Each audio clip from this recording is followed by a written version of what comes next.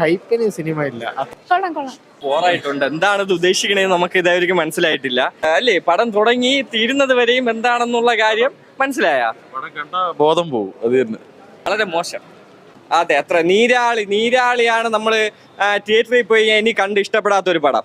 അതിനേക്കാളും എന്താണ് ഉദ്ദേശിക്കണേന്ന് അറിയില്ല. വളരെ മോശം പടം. എനിക്ക് ഇഷ്ടപ്പെട്ടത് ഒരു സീൻ, അവസാനം സീൻ മാത്രമേ ഇഷ്ടപ്പെട്ടു. പറയാൻ പറ്റില്ല ബ്രോ.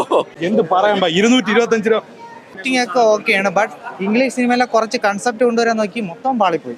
ഡയറക്ഷൻ ഫുള്ള് ബ്ലോക്ക് ആയിരുന്നു. ചേട്ടാ സൂപ്പർ പടം, ഒരു രക്ഷയില്ല. ട്വിസ്റ്റ് ഉണ്ട് ലാസ്റ്റ്. കുഴപ്പമില്ല എന്ന് പറഞ്ഞാൽ ബീജം ഭയങ്കര ബോറായിരുന്നു. നമുക്ക് ആ ഒരു ഇത് കിട്ടില്ല. അനിരുദ്ധത്തിന്റെ ഒക്കെ ആണെങ്കിൽ അടിപൊളിയായിട്ട് നമുക്ക് കിട്ടും. ഒരു വൈബില്ല. പിന്നെ ചെറിയ ഒരു ബോറുണ്ട്.